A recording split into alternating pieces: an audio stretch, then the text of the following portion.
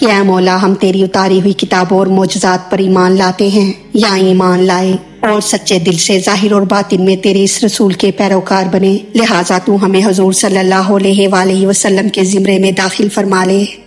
اعوذ باللہ من الشیطان الرجیم، بسم اللہ الرحمن الرحیم۔ پچھلی آیت میں فرمایا گیا تھا پھر جب عیسیٰ علیہ السلام نے ان میں کفر یعنی اس قوم میں کفر محسوس کر لیا تو اس نے کہا یعنی عیسیٰ علیہ السلام نے کہا اللہ کی طرف میری مدد کرنے والا کون ہے؟ حواریوں نے یعنی عیسیٰ علیہ السلام کے خالص دوستوں نے کہا ہم اللہ کے مدد کرنے والے ہیں، ہم اللہ پر ایمان لائے اور آپ گواہ رہیں کہ ہم فرمانبردار ہیں۔ اب فرمایا جا رہا ہے ربنا، اے ہمارے رب، آمنا ہم ایمان لائے، بما اس پر جو انزلتا تو نے نازل کیا، واتبعنا الرسول اور پیروی کی ہم نے رسول کی۔ یہ کلام بھی حواریوں یعنی آپ کے خالص دوستوں کا ہے۔ انزلتا سے یا تو انجیل شریف مراد ہے یا اس سے ساری پچھلی کتابیں مراد ہیں یا اس سے ساری آسمانی اگلی اور پچھلی کتابیں، صحیفے اور انبیاء اکرام کے معجزات مراد ہیں، اور پیروی کرنے سے مراد عقائد اور اعمال میں پیروی کرنا ہے، اور رسول سے عیسیٰ علیہ السلام مراد ہیں، یعنی اے مولا ہم انجیل شریف اور تیری ساری کتابوں پر ایمان لا چکے ہیں یا ایمان لاتے ہیں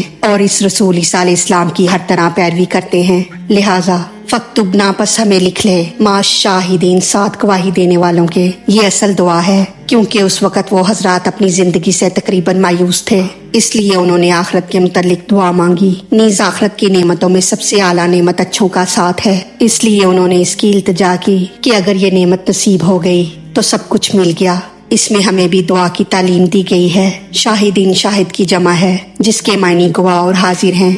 شاہدین سے مراد محمد صلی اللہ علیہ وآلہ وسلم اور ان کی امت ہے، کیونکہ قیامت میں مسلمان نبیوں کے گواہ ہوں گے اور حضور صلی اللہ علیہ وآلہ وسلم مسلمانوں کے گواہ ہوں گے۔ خیال رہے کہ امت مصطفیٰ صلی اللہ علیہ وآلہ وسلم آخرت میں تو نبیوں کی گواہ ہے اور دنیا میں مسلمانوں کی بھی گواہ ہے اور دوسری چیزوں کی بھی گواہ ہے۔ جس شخص کو عام مسلمان جنتی کہیں وہ واقعی جنتی ہے، اور جسے عام مسلمان دوزخی کہیں وہ دوزخی ہے۔ مگر بعض نے کہا کہ شاہدین سے مراد انبیاء اکرام ہیں کیونکہ ہر نبی اپنی امت کا یا امت پر گواہ ہے۔ بعض نے فرمایا کہ اس سے سچے لوگ مراد ہیں، اور بعض نے فرمایا کہ شاہدین سے مراد انبیاء اکرام کی مومن امتیں ہیں، اور بعض نے فرمایا کہ اس سے مراد فرشتے ہیں، وغیرہ وغیرہ۔ یعنی اے مولا کیونکہ ہم تیرے رسول کے ہر طرح پیروکار بن چکے ہیں، لہٰذا ہمارے نام گواہوں کے رجسٹر میں انہی کے ساتھ درج فرما، ہمیں حق پر گواہی دینے والوں کے زمرے میں داخل کر، یا ہمیں آخرت میں انبیاء اکرام کی ہمراہی نصیب فرما،